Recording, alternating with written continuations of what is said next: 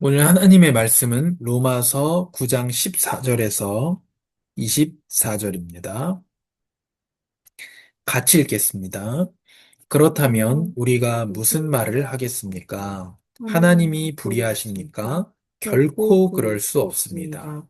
하나님께서 모세에게 말씀하시기를 내가 긍휼히 여길 자를 긍휼히 여기고 내가 불쌍히 여길 자를 불쌍히 여길 것이다 라고 하셨습니다. 그러므로 이것은 원하는 사람에게 달려있는 것도 아니고 다름질하는 사람에게 달려있는 것도 아니고 오직 긍휼히 여기시는 하나님께 달려 있습니다. 성경에서 바로에게 말씀하시기를 내가 이를 위해 너를 세웠으니 곧 너로 인해 내 능력을 나타내고 내 이름이 온 땅에 전파되게 하려는 것이다 라고 했습니다. 이와 같이 하나님께서는 원하시는 사람을 긍휼히 여기시고 원하시는 사람을 완악하게 하십니다. 그러면 그대는 내게 그렇다면 하나님은 왜 여전히 책망하시는 것입니까? 누가 그분의 뜻을 거역하겠습니까? 라고 할 것입니다. 그러나 사람이 무엇이기에 감히 하나님께 말대답을 한단 말입니까? 지음을 받은 것이 지은 자에게 왜 나를 이렇게 만들었습니까? 라고 대들 수 있겠습니까? 토기장이가 진흙 한 덩어리를 가지고 하나는 귀 있을 그릇을 다른 하나는 막 쓸 그릇을 만들 권리가 없겠습니까? 만일 하나님께서 진노를 보이시고 능력을 알리시고자 멸망받도록 예비된 진노의 그릇에 대해 오래 참으심으로 관용하시고 영광을 받도록 예비하신 긍휼의 그릇에 대해 그분의 영광이 풍성함을 알게 하고자 하셨다면 어찌하겠습니까? 하나님께서 우리를 바로 이 그릇으로 부르셨으니 곧 유대 사람 가운데서뿐 아니라 이방 사람 가운데서도 부르셨습니다. 하나님, 우리가 읽은 이 하나님의 말씀을 알기 원합니다.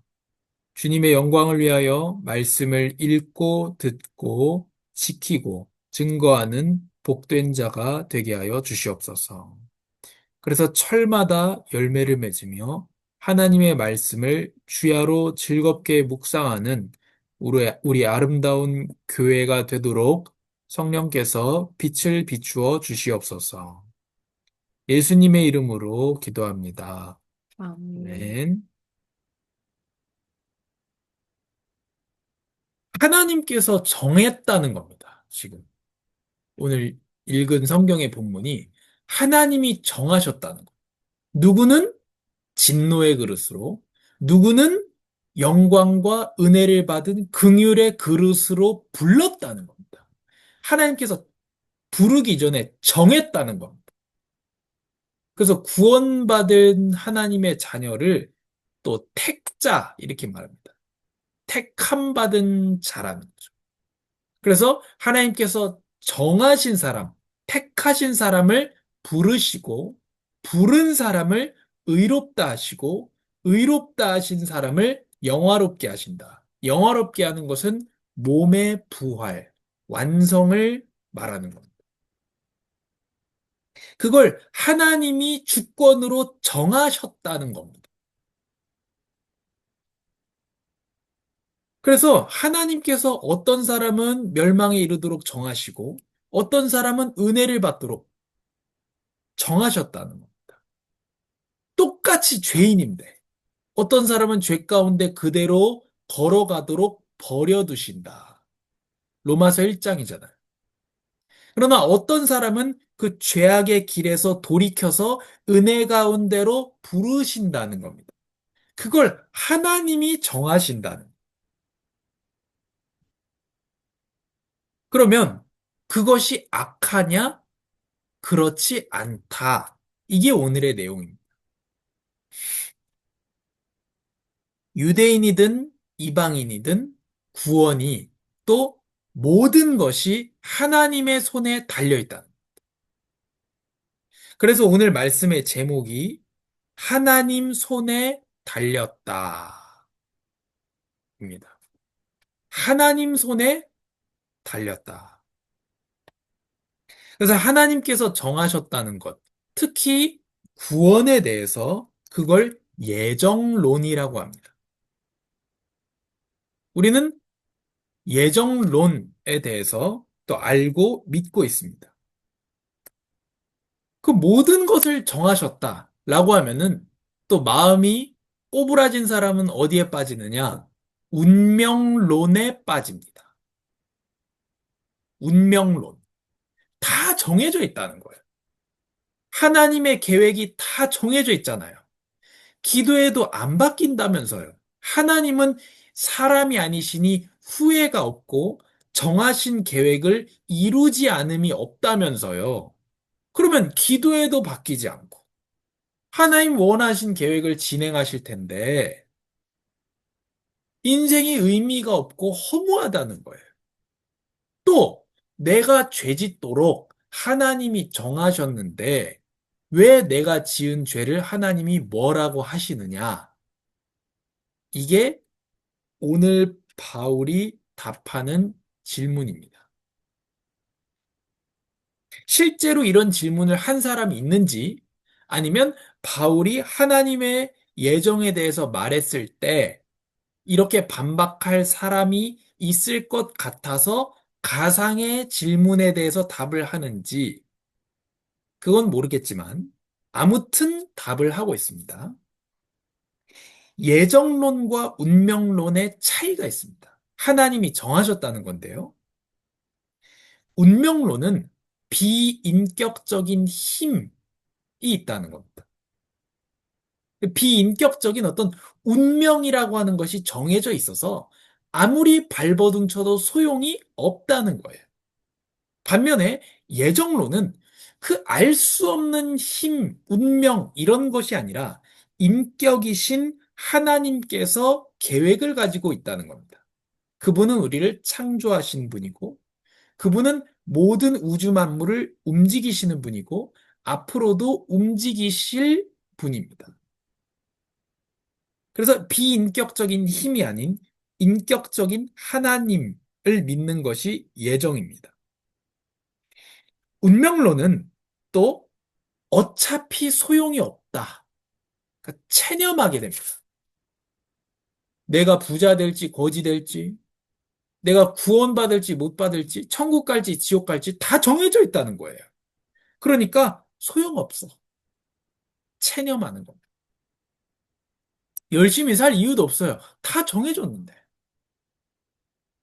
예정론은 하나님의 영광, 또 우리를 구원하는 목적이 있고 인격이신 하나님과 우리의 관계성이 있는 겁니다. 또 운명론은 무책임해. 책임이 없어요. 왜? 운명이 다 정해놓은 거예요. 나는 책임이 없잖아요.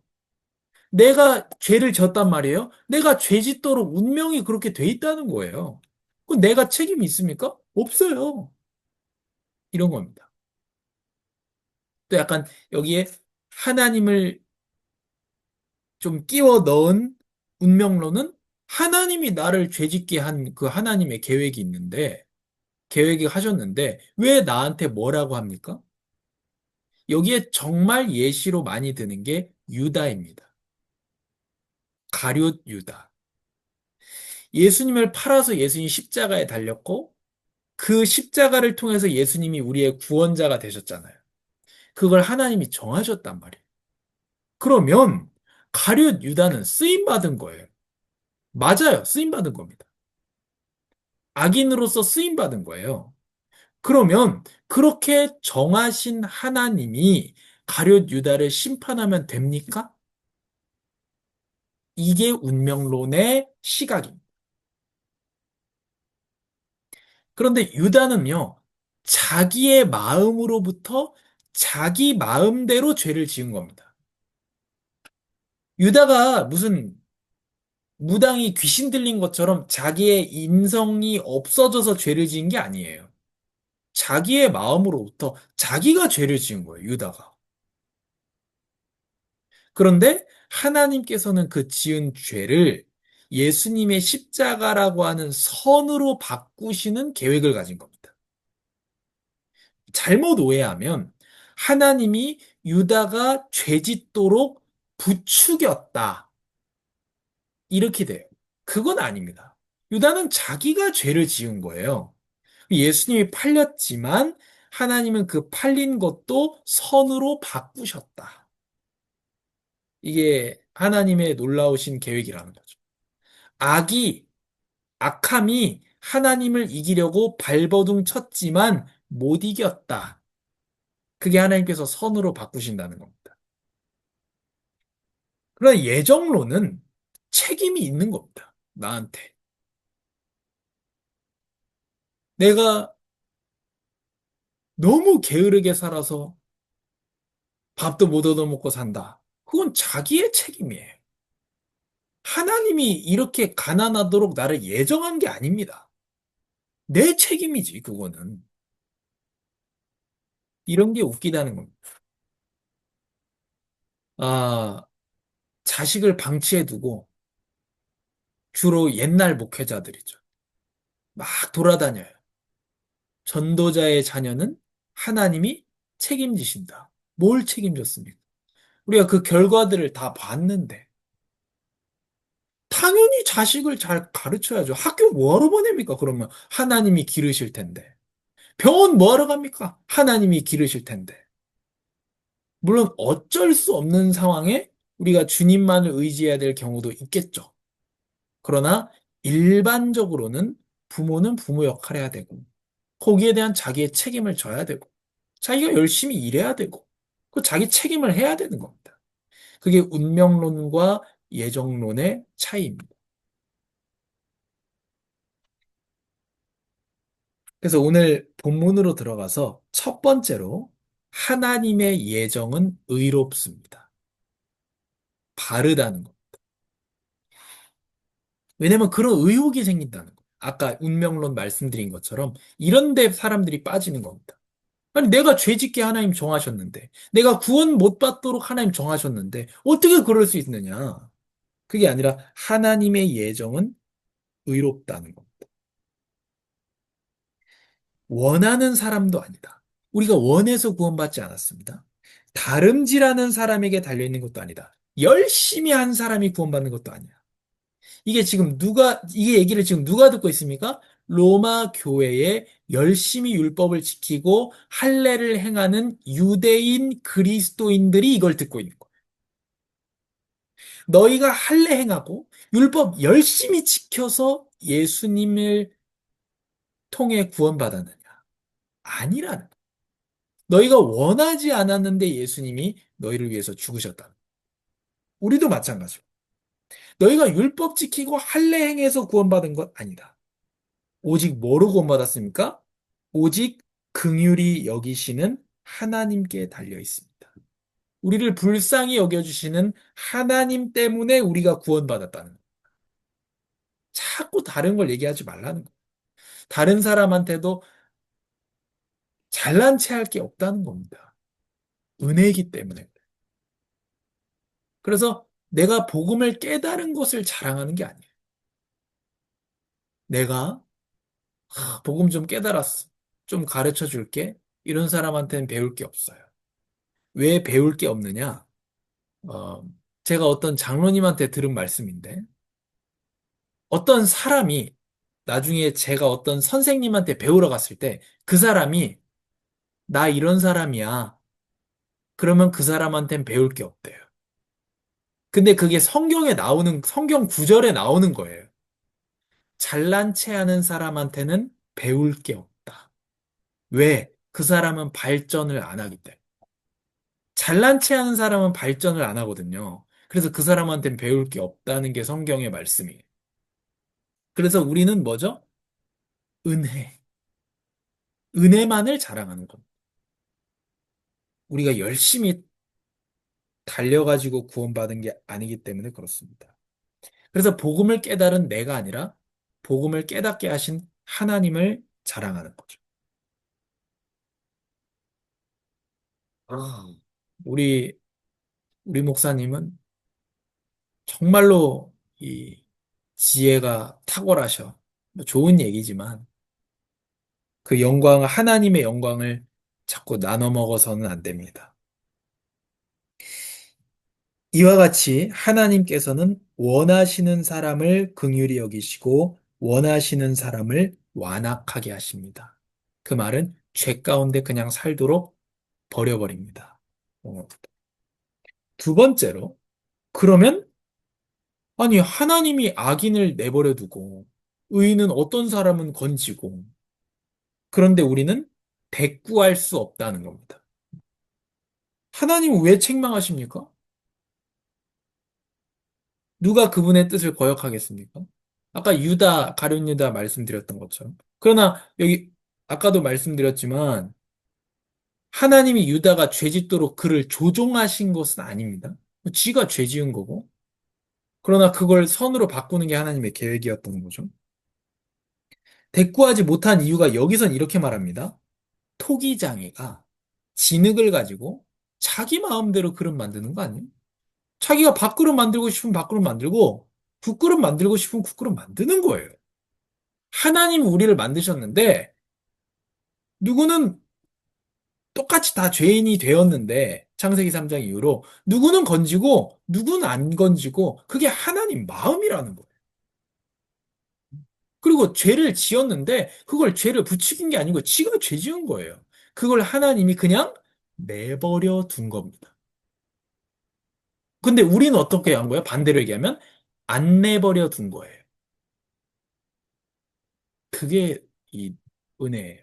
그래서 예정론은 우리가 보고 자꾸 의심하거든요. 아, 다 정해놨단 말이야? 그러면 지옥 갈 사람 정해져 있단 말이야? 정해져 있거든요.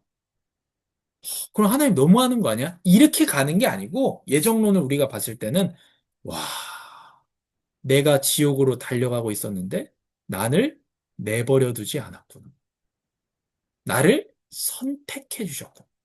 내가 하나님 원하지도 않았는데. 나는 죄인인지도 몰랐는데. 나는 죄의 용서함 받고 싶지도 않았는데 하나님 나를 건지셨다. 너무 감사하다. 이게 바른 결과입니다. 그래서 하나님이 정하셨기 때문에 우리가 대꾸할 수 없다. 이렇게 말하고요. 세 번째로 다행히도 우리는 택한 그릇입니다. 24절인데요. 같이 읽겠습니다.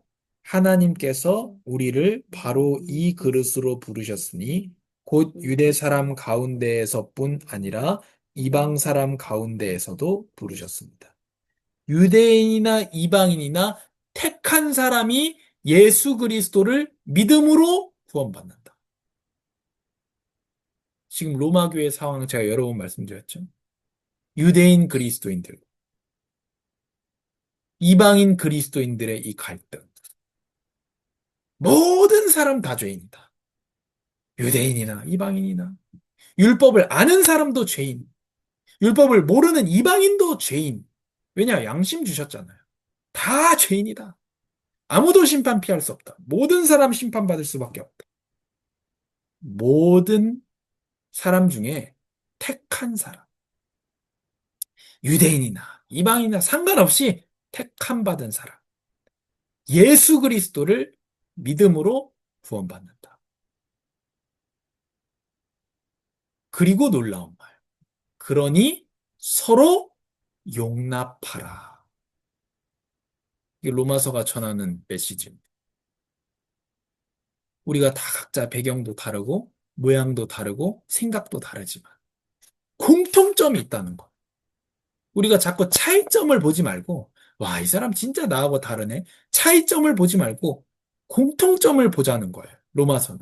그래서 모든 죄인, 모든 믿는 자, 모든 택함 받은 사람, 모든 이렇게 나오는 겁니다. 위방인이나 헬라인이나 한국 사람이나 일본 사람이나 중국 사람이나 이게 나오는 겁니다. 공통점을 봐야 됩니다. 우린 교회에서. 무슨 공통점이죠? 나도 죄인, 쟤도 죄인. 우리 다 지옥 갈 죄인. 그런데 하나님이 택하셨어요. 그게 오늘 말씀입니다. 그리고 믿게 하십니다. 예수 그리스도를 오직 믿음으로 누구나 구원받습니다. 이게 은혜입니다. 우리 삶으로 가면서 하나님의 예정, 천국 갈 사람 정하시고 버려둘 사람 정하신 것은 감사의 이유입니다. 그리고 하나님의 고유한 권한이에요. 권한이에요, 하나님.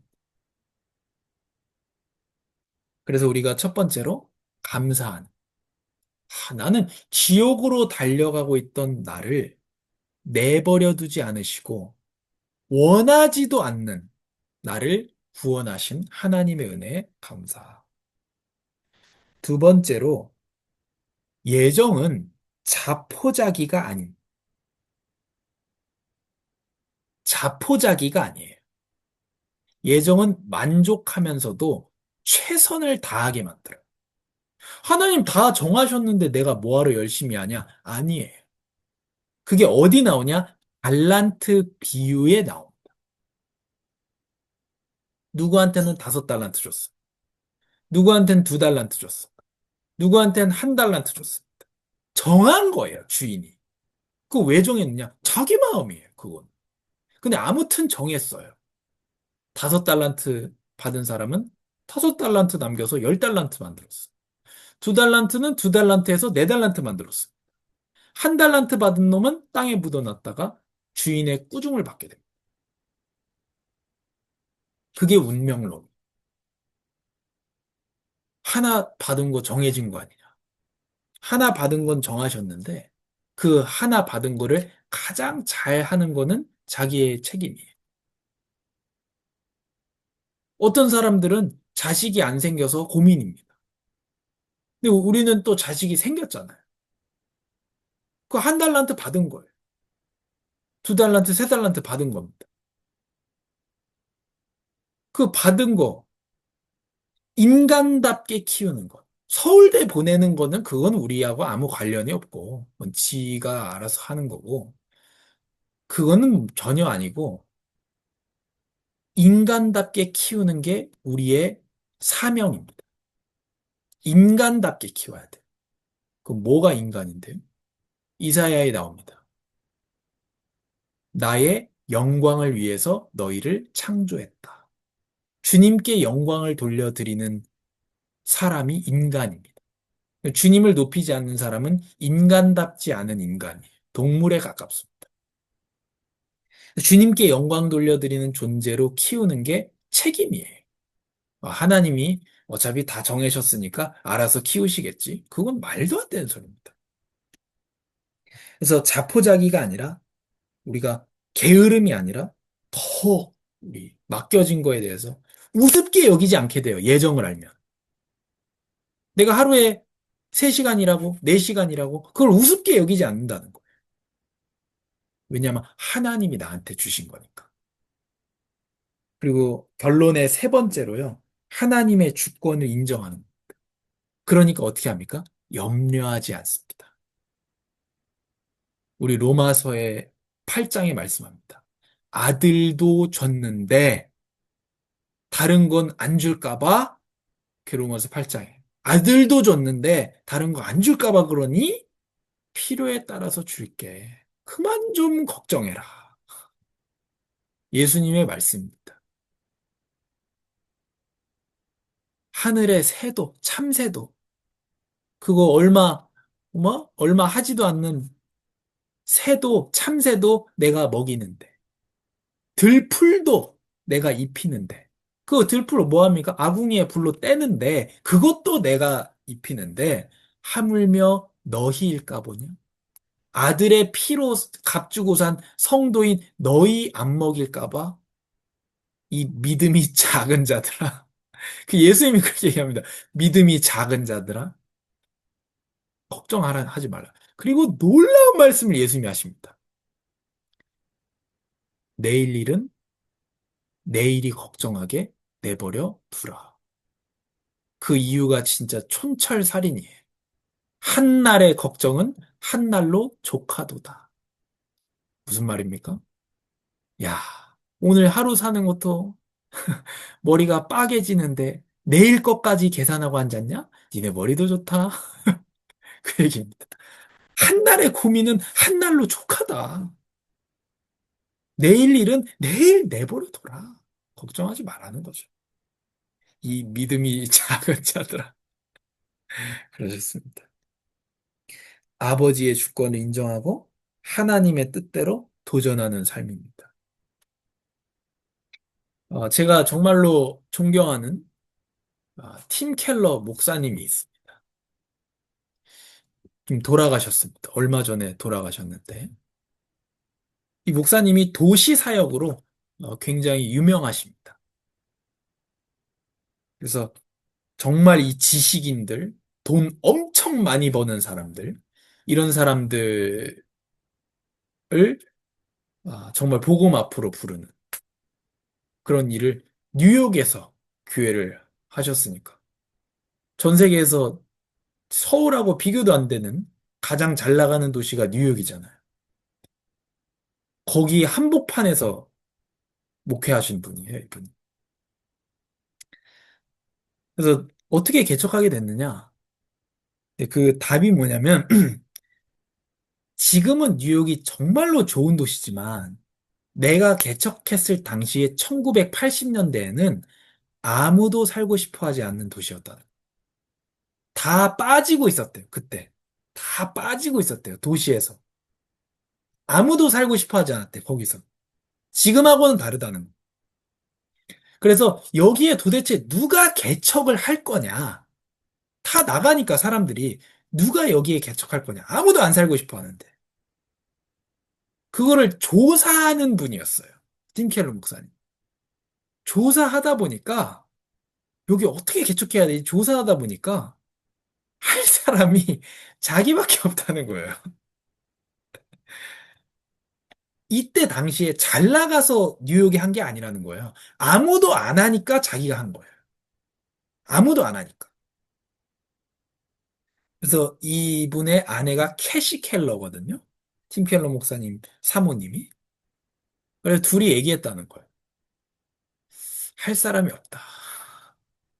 여기에. 청년들은 다 빠져나가고 있고. 그러니까 지금 이 팀 켈러 목사님 말에 의하면 시골로 가야 될 판이에요. 도시로 가는. 그러니까 뉴욕이 매력적이라서 내가 여기가 한 게 아니고 아무도 하고자 하는 사람이 없어서 아내하고 얘기했다. 누가 하겠냐? 우리가 해야 되겠다. 그 결론에 도달한 거야. 우리가 여기에 있는 회장들 가지고 이렇게 엄청난 걸 만들려고 한 게 아니다. 아무도 안 하기 때문에 그냥 한 거다. 이런 얘기를 해요. 그게 하나님의 주권을 믿는 믿음입니다. 뒤를 돌아보지 않는 하나님의 뜻이 맞는가? 예수님이 우리를 찾아와 주신 것처럼 우리가 하나님 원하신 자리로 갈 수 있는 사람이라 해야 돼. 그러면 어떻게 됩니까? 걱정과 고민이 생깁니다. 그때 예수님 얘기하십니다. 내 생명도 줬는데 밥 안 줄까 봐? 이렇게 얘기하십니다. 그래서 우리가 하나님의 주권을 가지고 감사하고 또 내게 맡겨주신 한 달란트든 두 달란트든 다섯 달란트든 도전하고 또 하나님의 주권을 믿고 주님의 뜻대로 나아갈 때 주저하지 않는 도전하는 우리의 아름다운 교회가 되기를 바랍니다. 하나님 감사합니다. 우리가 우리의 죄악 가운데서 계속 끊임없이 죄악으로 달려가다가 지옥 가고 멸망할 수밖에 없었습니다. 거기서 예수님께서 우리를 찾아와 주시고, 그 전에 하나님께서 우리를 택하시고, 부르시고, 의롭다 하시고, 이제 영화롭게 하실 것에 감사합니다. 우리가 구원을 원하지도 않았습니다. 죄를 알지도 못했습니다. 나 죄 없는데? 뻔뻔했습니다. 아예 몰랐습니다. 하나님 찾지도 않았습니다. 그때 우리를 택하시고 불러주시니 감사합니다. 우리가 원하지도 않았고 노력하지도 않았기 때문에 구원받았기 때문에 우리는 자랑할 수가 없습니다. 주님의 은혜만을 찬양합니다. 어떠한 연약한 사람을 볼 때도 우리는 은혜만을 자랑하게 하여 주시옵소서. 내가 믿으면서 내 믿음이 어쩌고, 기도를 어떻게 했더니, 해보니, 신앙생활을 어떻게 했더니, 성경을 뭐 어떻게 했더니, 그런 말 하지 않고 주님의 은혜를 자랑하게 하여 주시옵소서. 하나님 감사합니다. 이제 우리가 하나님께서 맡겨주신 것들에 도전하게 하시고, 주님의 손에 달려있기에 주님께서 필요를 채우실 것이기에 의심하지 않고 하나님 원하시는 자리에 있게 하여 주시옵소서. 우리 그런 아름다운 교회가 되게 하옵소서. 예수님의 이름으로 기도합니다.